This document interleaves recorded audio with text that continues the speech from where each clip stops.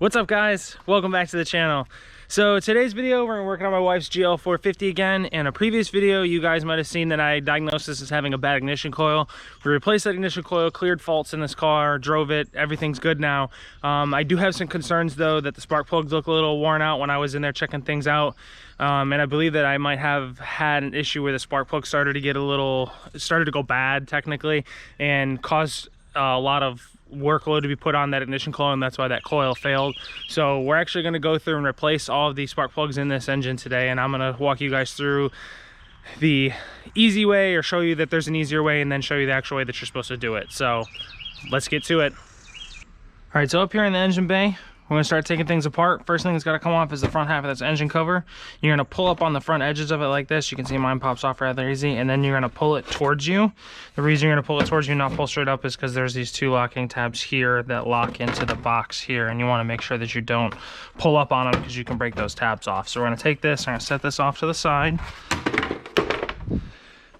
Next thing we're going to work on is getting our air box out. Now, in order to do that, we've got to take that crossbar out, but I'm going to start by pulling these air intake tubes out of the way.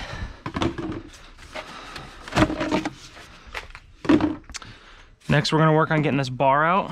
In order to get that bar out, we have to take our seal off here, and we're going to have to undo this metal plate back here, but you don't have to undo it all the way. You just have to undo these two 10s here holding it down.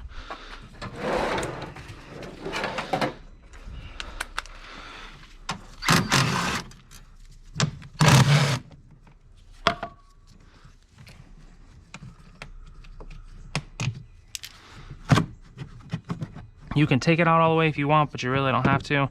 But what I'm going to do is just leave it loose like that.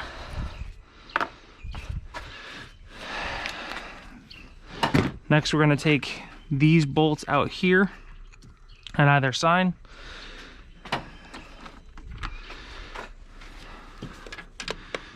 Those are going to be a E14.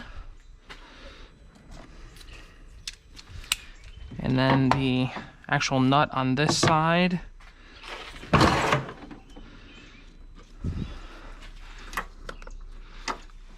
guess it's going to be a 17. Nope, 16.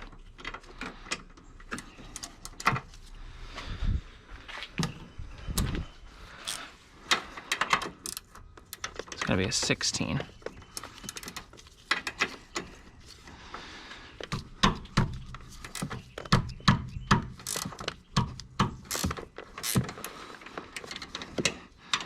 Most likely not going to need to use the Torx on the other side, because once you break this nut loose, you can take these things off by hand.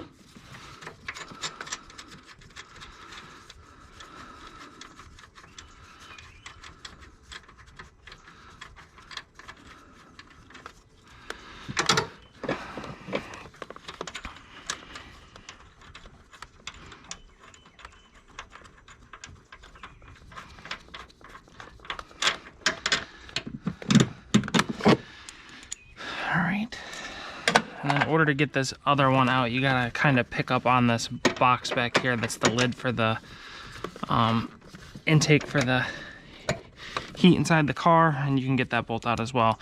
Now, again, E14, 16mm nuts. Repeat the process on this side. So I'm gonna get this off. We're gonna get that bar pulled out of the way.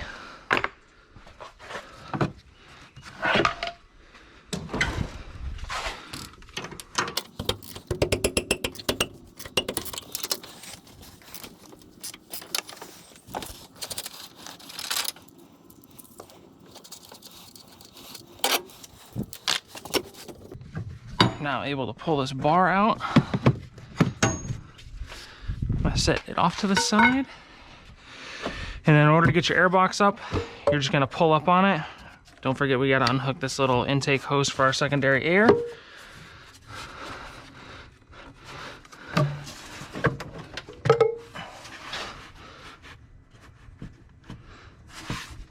And then I want to show this to you guys before I forget to do it.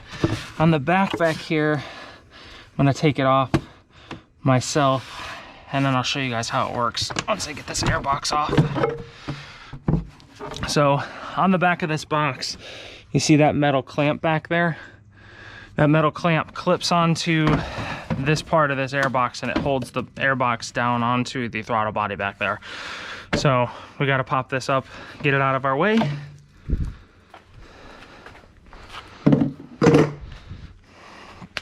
All right, and now we have access to all of our ignition coils, and we're gonna pull all those out and work on getting our spark plugs replaced. All right, so now we got all our stuff off the top of the engine. We're pretty good access to all of our coils, like I said. We're gonna work on getting our coils out of here and get our spark plugs. The coils are held in with 2 T30 screws, and then in order to get the plug connection off, there's actually like a locking tab here that's usually white. These are rather dirty. You can see how that one's white right there. You're gonna push that locking tab towards the back of the connector, and then you're gonna push down on that tab. And when you push down on that tab, you can see on this side it picks up the little lock on it, and then you just slide your connectors off. So we're gonna do that on all of these. Some of them are rather difficult to do. I end up having to use either a pocket screwdriver or a pick to push on them.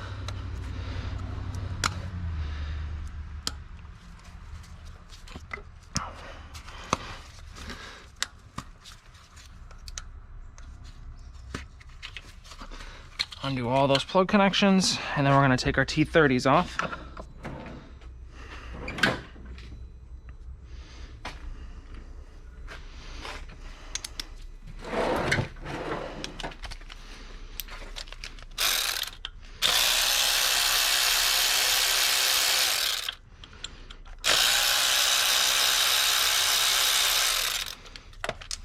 I'm just going to start by showing you guys this first one here. So set our ignition coil off to the side, and then down inside that hole is going to be our spark plug. Now, in order to do that, you're going to need a special socket. That's a spark plug socket. It is a 5/8 socket. I have these ones here that have swivels on them, just depending on the car that I work on. Sometimes these are a little bit easier to get in there, but 5/8 spark plug socket. The reason why it's spark plug socket is because this one actually has a magnet inside of it to hold the plug. Some of them will have rubber inside of them to help hold the plug as well, so that when you're dropping a new one down in there, it doesn't just fall off, because if it falls off of the socket and hits down inside the hole that you're putting it down into, it can change the spark plug gap. So you want to make sure that the socket that you have holds onto it. You can get away with using a regular 5/8 socket on these things, but you just have to be careful not to drop the spark plug down into the hole when you're doing it. So we're going to pull this spark plug out.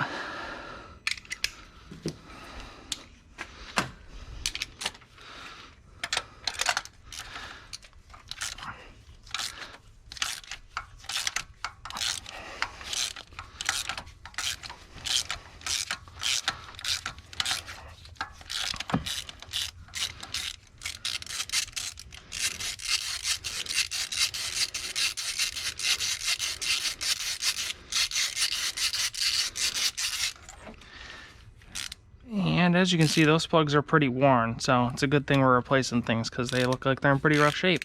So we're going to get new spark plugs put in this. Obviously, putting this back together is the reverse of where we've gotten to before so far.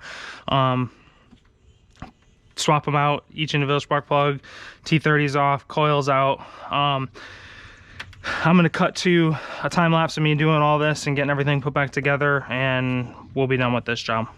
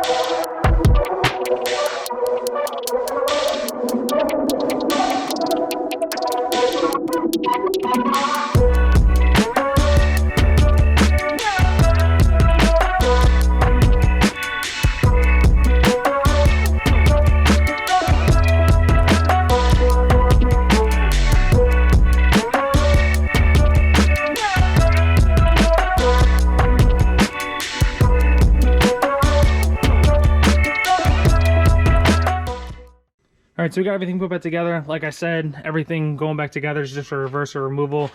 Make it a little bit easier right here. You see that clamp? That was the clamp I was talking about before. You can see it chilling up against the top of the box there. If you push that off the back, it's like a snap-in clip. There's 2 detents on the top of the air box there that it clips onto, and it just holds the box down. Make sure that you pop that off, because if you try to force it off there, you can break that off of the mount down on the bottom. Another note that I wanted to give you guys on this side, the Torx side of these bolts are a little difficult to get to. Normally, you don't have to worry about the actual bolt itself spinning. It has enough tension in here that you can just tighten up on the 60mm side, and you don't have to worry about holding the other side. But if you are having issues with this side spinning, even though you're trying to tighten this, an 11mm 12-point wrench will fit on these E14 bolts. Show you what a 12-point wrench is, and just in case you're questioning, 12-point wrench. So if you have a 12-point, I have these gear wrench ratcheting wrenches that I use on that kind of stuff. If you have any kind of other 12-point wrench like that, it'll work as well, just to hold those if you're having an issue, since the clearance is in there is so tight, and it's kind of hard to get an E14 socket on there. I did want to show you guys the spark plugs that I pulled out. So these spark plugs are pretty well shot. As you can see, that gap is probably about 2 to 3 times what it's supposed to be. Some of them it's pretty bad, like that one right there. It's almost completely gone. So it's a good thing I'm replacing these. Hopefully it'll prevent me from having any other issues with coils going bad. If you guys have any questions about doing spark plugs on this truck, please comment down below. Be sure to answer any questions you have. I would really appreciate if you subscribe to the channel, and I'll see you guys later.